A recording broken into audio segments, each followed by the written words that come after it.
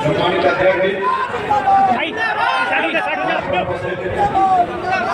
श्री सम्राट चौधरी जी, विजय सिन्हा जी, मंगल पांडे जी, श्रवण कुमार जी, आदरणीय गोपाल बाबू, माननीय मंत्री संतोष सिंह जी, विधान परिषद की माननीय सदस्य श्रीमती निवेदिता सिंह जी, राजू गुप्ता जी, पूर्व विधायक राजेश्वर राज जी, प्रसिद्ध सिंह जी, सम्मानित अभिभावक, भाइयों मित्रों और मीडिया के बंधुओं, आज नामांकन का कार्यक्रम हुआ और जितनी जबरदस्त भीड़ थी, वाकई मुझको भी नहीं लगा था कि इतनी जबरदस्त भीड़ हो। आपकी जबरदस्त उपस्थिति यह बात बिल्कुल स्पष्ट करती है कि जिस तरह से जबरदस्त भीड़ हुई है, उसी तरह से जबरदस्त जीत भी आप लोग बन सकते हैं। मीडिया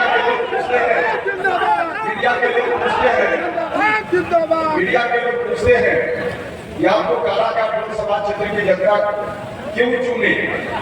भैया, काराकाट लोकसभा क्षेत्र की यात्रा इसलिए हमको चुने कि 2014 से लेकर 2019 तक जनता ने मुझको आशीर्वाद दिया। उस वक्त हमने पूरी ईमानदारी से, पूरी तत्परता से लोगों की सेवा की है और उसका परिणाम भी निकला है। अपने लोकसभा क्षेत्र में जब मैं भारत सरकार में मंत्री था शिक्षा विभाग का, केंद्रीय विद्यालय में नामांकन के लिए एक बच्चे का नामांकन कराना हो तो परेशान रहते हैं और उस वक्त कोई 5-10 नहीं, 100-50 नहीं, काराकाट लोकसभा क्षेत्र के लगभग 7-8 हजार बच्चों का नामांकन केंद्रीय विद्यालय में हुआ।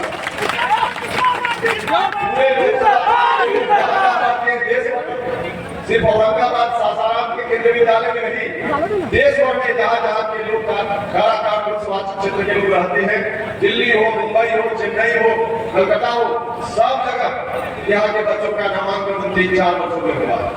केंद्रीय विद्यालय हमने खोला औरंगाबाद में, जो नवीनगर के इलाके में एमपीजीसी की यूनिट है, वहाँ केंद्रीय विद्यालय 2018 में हमने खोला। केंद्रीय विद्यालय चल रहा है, बच्चे वहाँ पढ़ रहे हैं। सासाराम का केंद्रीय विद्यालय आप सब लोगों को याद होगा, राज्य सरकार के मिडिल स्कूल में चल रहा था। वहाँ मुश्किल से 8-10 कमरे थे। 8-10 कमरा के कारण क्लास आगे बढ़ रहा था, बच्चे दूसरे क्लास में जा रहे थे, उनका नामांकन मुश्किल हो रहा था।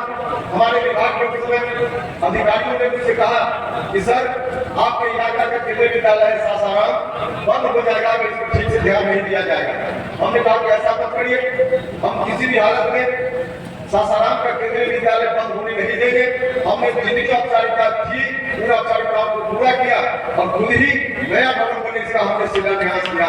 और सिर्फ शिलान्यास नहीं किया, 2-2.5 साल में किसी तरह से लाकर उस विद्यालय के भवन का हमने उद्घाटन भी किया।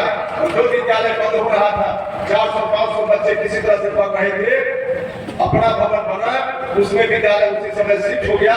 आज हजारों बच्चे उस केंद्रीय विद्यालय में पढ़ रहे हैं। हमने एक और केंद्रीय विद्यालय को स्वीकृत किया औरंगाबाद गोलबगल के देवपुर में केंद्रीय विद्यालय आज भी स्वीकृत है। भारत सरकार के मंत्री के रूप में जो जो काम के लिए करना था, हमने सारा काम कर दिया। कुछ स्थानीय सरकार की औपचारिकता बच गई, जिसके चलते विद्यालय नहीं हुआ है, लेकिन हम आपको यकीन दिलाते हैं आगे आने वाले दिनों में राज्य सरकार की औपचारिकता भी पूरी होगी और वहाँ का केंद्रीय विद्यालय जरूर जाएगा। नगर के बारे में पूछते हैं, नगर के बारे में लोग पूछते हैं।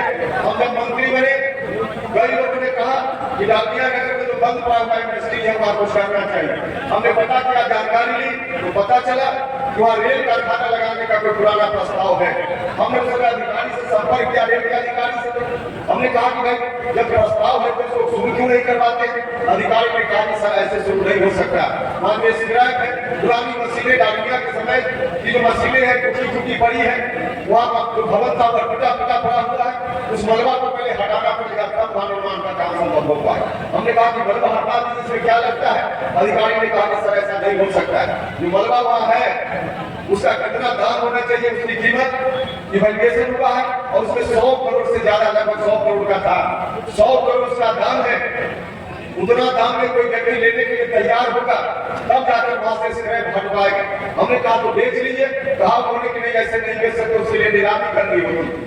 नीलामी हमने कहा कि नीलाम कर दीजिए। अधिकारी ने कहा कि सर हमने कई बार नीलामी की प्रक्रिया की है, लेकिन इतना दाम हो गया 100 करोड़ से ज्यादा कि कोई लेने के लिए मार्केट में तैयार ही नहीं है। हमने कहा कि भैया तो रास्ता क्या होगा। तो रेलवे के हाजीपुर के अधिकारी डीएम ने कहा कि हमारे हाथ में पावर नहीं है, दिल्ली रेल मंत्रालय से इस पर निर्णय करवाना पड़ेगा। हमने रेल मंत्री जी से उस समय बात की, वहाँ रेल मंत्रालय में रेल मंत्री जी की उपस्थिति में मीटिंग हुई, जिस मीटिंग में हम अकेले नहीं थे।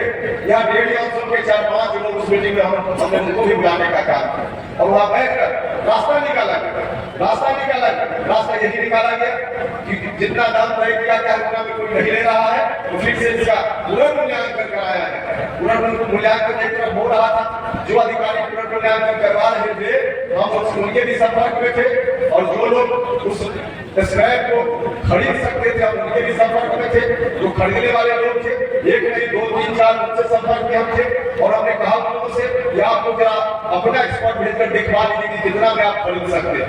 उन लोगों ने जो कीमत बताई लगभग वही कीमत जो सरकारी एक्सपर्ट मूल्यांकन कर रहा था, हमने दबाव बढ़ाया कि उतना ही दाम लगे ताकि कोई खरीदने वाला खरीदे, नहीं तो फिर ज्यादा दाम लग जाएगा तो खरीदने वाला तैयार नहीं होगा, तो बात वही की वही रह जाएगी। तो जो सरकारी एक्सपर्ट मूल्यांकन कर रहे थे उन लोगों ने 70 करोड़ के लगभग उसका मूल्यांकन किया, उसका दाम लगाया, और उसके बाद फिर नीलामी हुई और उस नीलामी में एक व्यक्ति उसको खरीद लिया, और खरीदने के बाद उस सरकारी नियम के तहत उनको 6-8 महीना का समय दिया कितना दिन में आप हटा दीजिए। उन्होंने हटाना शुरू किया, जो हटाने वाले थे उन पर भी हम लोग पीठ पर सवार हुए और जल्दी करके 6-8 महीना, थोड़ा समय ज्यादा लगा 2-3 महीना, लेकिन वहां से हट गया।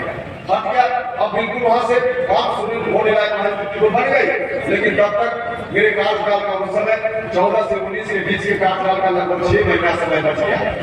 6 महीना मात्र समय बच गया, और ऐसी राजनीतिक परिस्थिति उस समय बनी कि 6 महीना पहले भारत सरकार की मंत्रिपरिषद से मैं ही हट गया।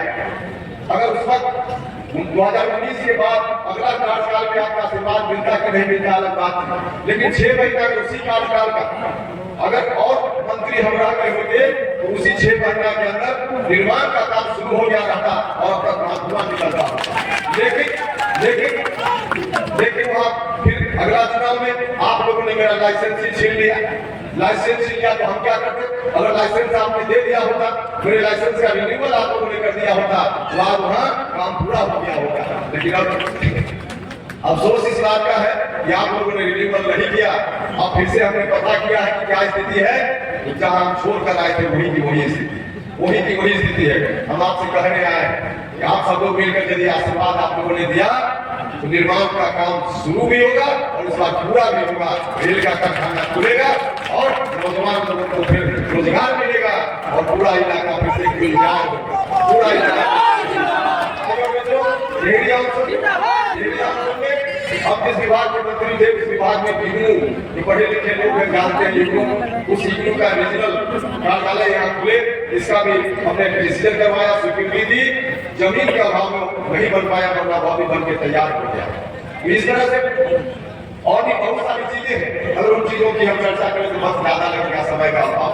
हम आपसे कहना चाहते, हम आप जो आपसे प्रार्थना करने के लिए आए, जिस तरह से 2014 में आपने आशीर्वाद दिया था, उपेंद्र कुशवाहा को फिर से एक बार आशीर्वाद दीजिए।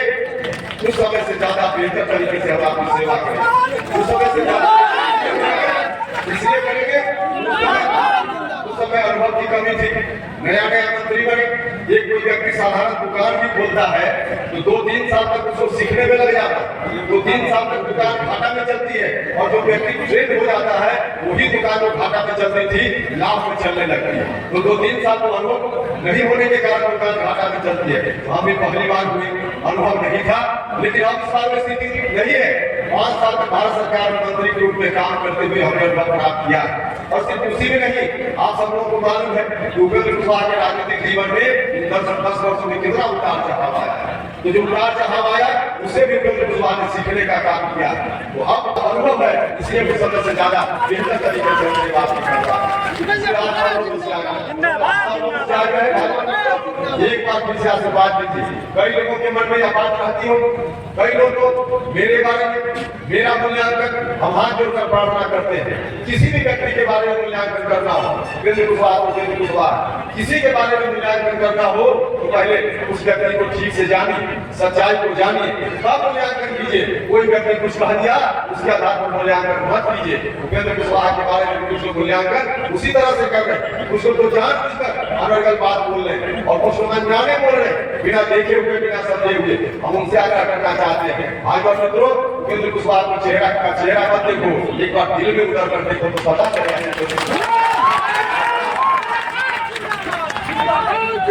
मेरे बारे में कहा गया प्रचार किया जा रहा है। उपेंद्र कुशवाहा ने जो गैर आरक्षित वर्ग के लोग, आर्थिक रूप से जो कमजोर लोग हैं, उनको 10% आरक्षण के भारत सरकार ने देने का काम किया था। मेरे ऊपर कुछ लोग आरोप लगा रहे, उपेंद्र कुशवाहा ने उस बिल का विरोध किया था। जो लोग भी आरोप लगा रहे हैं, मैं खुला मन से उनको चुनौती देना चाहता हूँ। हमने जो कुछ भी दिया है पार्लियामेंट में बिल आया, उपेंद्र कुशवाहा के घर की कोठरी में बिल नहीं आया। उपेंद्र कुशवाहा ने अपने घर में क्या किया, गलत बोला कि सही बोला, ऐसा नहीं है। पार्लियामेंट का रिकॉर्ड है, इतिहास का दस्तावेज है। कोई भी व्यक्ति वहां जाकर पता कर सकता है उपेंद्र कुशवाहा ने क्या किया था। मैं दावे के साथ कहता हूं, उपेंद्र कुशवाहा ने उस बिल का समर्थन किया था, उसके पक्ष में हमने मतदान किया। अगर कोई व्यक्ति साबित कर दे उपेंद्र कुशवाहा ने पक्ष में मतदान नहीं किया था, तो उपेंद्र कुशवाहा राजनीति से संन्यास ले ले, अपने पक्ष में मतदान करने का काम। भाइयों मित्रों, कुछ लोग यह भी कहते थे कि उपेंद्र कुशवाहा एनडीए से जीत कर गए, बदल गए, बार-बार बदल जाते। हम आपसे हाथ जोड़कर प्रार्थना करने आए, दूसरे लोगों की तरह उपेंद्र कुशवाहा नहीं बदलता है। हाँ, हम स्वीकार करते हैं कि हमने बदला है, लेकिन दूसरे लोगों की तरह नहीं। लोभ लालच में उपेंद्र कुशवाहा नहीं बदलता है।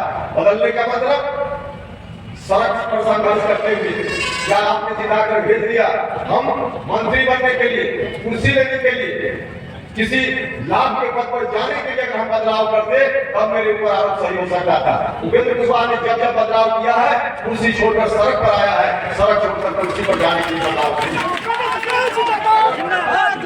सड़क छोड़कर कुर्सी पर जाने के लिए हम बदलाव किए होते, तो मेरे ऊपर लगा आरोप सही हो सकता। लेकिन पहली बार राज्यसभा से हमने इस्तीफा दिया। 2014 में जब हम चुनाव लड़ने आए थे, उस वक्त भी हमने इस्तीफा किया था। राज्यसभा की सदस्यता लगभग 3 साल बची हुई थी, हम छोड़कर सड़क पर आए थे। उसके बाद जब मंत्री हम थे, मंत्री परिषद से किसी ने हटाया नहीं था। हम भारत सरकार में मंत्री थे, भारत सरकार के मंत्री पद की कुर्सी को छोड़कर हम सड़क पर आए थे 2019। इस बात के हम आपके बीच आए हैं, हम सड़क पर घूम रहे हैं, हम आपके बीच घूम रहे हैं। दूसरे लोगों की तरह सदन में रहने की चिंता होती तो सदन में तो हम थे ही। 4 साल से ज्यादा अभी कार्यकाल बचा हुआ था, विधान परिषद के सदस्य। भाई और मित्रों, लोग गर्मी से, धूप से बचने के लिए, धूप से बाहर निकलने के लिए सदन में जाकर आराम करने के लिए बदलते हैं। उपेंद्र कुशवाहा सदन का आराम छोड़ करके सड़क पर आता है, गर्मी में आपकी जीत जीतने का काम। इसलिए जो लोग भी आरोप लगाते हैं, उनको जरा सोच समझ कर आरोप लगाना चाहिए। उपेंद्र कुशवाहा का पूरा राजनीतिक जीवन खुली किताब की तरह है, खुली किताब की तरह है। हम आप सब लोगों से आग्रह करना चाहते हैं, और वक्त ज्यादा नहीं लेंगे, एक आग्रह करेंगे, हम बार-बार आपसे आग्रह करते हैं, एक बार फिर से उपेंद्र कुशवाहा को आशीर्वाद दे दीजिए। आप सब लोगों ने 2014 में जो आशीर्वाद दिया, उस वक्त हम तो बिल्कुल अनजान थे, आप भी बिल्कुल अनजान थे। लेकिन उस परिस्थिति में भी काराकाट क्षेत्र की महान जनता ने उस वक्त जिताकर भेज दिया। आप सब लोगों ने आशीर्वाद दे दिया, बिना जाने सब उस वक्त आशीर्वाद काराकाट लोकसभा क्षेत्र के लोगों ने दिया। इस बात के लिए उपेंद्र कुशवाहा आजीवन आपका आभारी है, आजीवन आपका आभारी रहे। आप सब लोगों ने इतना बड़ा वीर उपेंद्र कुशवाहा को 2014 में दिल्ली भेजकर राज दिया है। इस जीवन में हम उस पूरे वीर को तो चुका नहीं पाएंगे, चाहे लाख प्रयत्न करें, लेकिन फिर भी उस ऋण को हम चुकाना चाहते हैं। इसलिए फिर से एक बार हम आशीर्वाद मांगने के लिए आए। आप सब लोगों से आग्रह, तमाम जाति धर्म के लोगों से आग्रह है, सब लोग मिलकर एक बार आशीर्वाद दीजिए। जितना काम उस समय पेंडिंग रह गया, सारा काम होगा और नया भी आप हुकुम करेंगे, वह भी होगा। इस बार बिल्कुल अनुकूल परिस्थिति है, बिल्कुल अनुकूल परिस्थिति है। काराकाट लोकसभा क्षेत्र के लोगों के लिए बहुत ज्यादा ही लाभकारी परिस्थिति इस बार है। भाई और मित्रों, आपको याद हो 2014 में दिल्ली में तो एनडीए की सरकार बन गई थी, लेकिन 2015 में जो चुनाव हुआ विधानसभा का, महागठबंधन की सरकार पटना में बन गई थी। इसलिए काम करने में कठिनाई भी हुई। एमपी कोई भी हो, भारत सरकार के मंत्री भी बन गए, दूसरे लोग कोई भी एमपी हो, जो सामान्य तौर पे आपका काम होता है स्कूल का भवन बनाना हो, अस्पताल का भवन बनाना हो, सड़क बनाना हो, पुलिया बनाना हो, इस तरह का जो काम है उसके लिए राज्य की सरकार से ही कराना पड़ता है। वो सांसद भी करे, राज्य की सरकार से ही कराना पड़ता है। उस समय राज्य की सरकार जो कि विपरीत हो गई थी, इसलिए हम चाह कभी बहुत नहीं करा पा रहे थे। लेकिन इस बार दिल्ली में भी एनडीए की सरकार फिर से बनेगी, यह गारंटी है। नरेंद्र मोदी जी प्रधानमंत्री बनेंगे, इस बात की गारंटी है। दिल्ली में भी एनडीए की सरकार, पटना में भी एनडीए की सरकार अभी भी है, और 2025 में भी फिर से एनडीए की सरकार बनेगी। दिल्ली में भी एनडीए, पटना में भी एनडीए, और यहाँ से एनडीए के प्रतिनिधि के रूप में आप सब लोगों ने आशीर्वाद दिया। तब देखिएगा कि काराकाट लोकसभा क्षेत्र का विकास कैसे होता, कैसे होता। हर तरह से अब विकास की गाड़ी को आगे बढ़ाने का काम करना है। इसलिए आप सब लोगों से आग्रह है, सब लोग मिलकर फिर से एक बार आशीर्वाद दीजिए। यही आग्रह, यही निवेदन करने के लिए आप सब लोगों के बीच में हम अभी आए हैं, इन्हीं सब लोगों के साथ, क्योंकि समय कम है और चार लोगों को भी, नेता लोगों को भी बोलना है और जाना भी है। इसलिए आप सभी लोगों का मैं हृदय से धन्यवाद करता हूँ। और किसी और सभा में और बात बोलेंगे, सभी लोगों के प्रति आभार प्रकट करता हूँ। और जो माननीय नेता लोग आए हैं, इनका भी हृदय से धन्यवाद करता हूँ। लेकिन एक आग्रह करता हूँ इन लोगों से कि कार्यक्रम में दूसरी जगह को समय दीजिए, काराकाट लगने वाला जी को कृपा करके समय से आइए। इस तरह से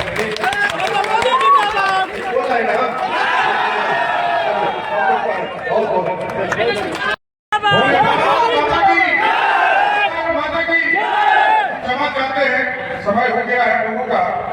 और टिकाऊ पंडित जी ने हम लोग थोड़ा विलंब से आए हैं, क्षमा मांग रहे हैं।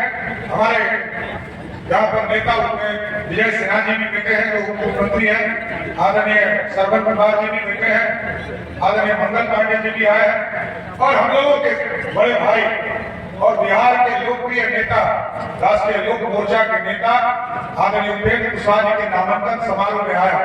एक सिर्फ आश्वस्त करता जा रहा, फिर यदि जरूरत पड़ेगा तो भाजपा का एक कार्यकर्ता आपको जिताने के लिए घर घर तक घुसेगा। आपको जिताने के लिए पूरी तरह भारतीय जनता पार्टी का पूरा फौज लगेगा। इसमें कहीं कोमत नहीं है। हम लोग तो ये समझ रहे हैं कि हमारे बड़े भाई सिलेंडर जाम के चुनाव चिन्ह पर राष्ट्रीय लोक मोर्चा के उम्मीदवार जरूर है, लेकिन हम भाजपा के एक कार्यकर्ता आपको जिताने के लिए पूरी ताकत लगाने का काम करेंगे। समय 5 बजे तक का भी है। और दूसरा कि आज देश में यशस्वी प्रधानमंत्री जी को जरूरत है एक सीट की। एक सीट भी हम हारते हैं तो 400 का सपना पूरा नहीं होगा, 40 का सपना पूरा नहीं होगा। और यहाँ हर हालत में जीतना है साथ। कोई दूसरा सीट हम हार गए वो मान सकता हूँ, लेकिन हम लोगों ने भी चैलेंज को लिया है काराकाट में।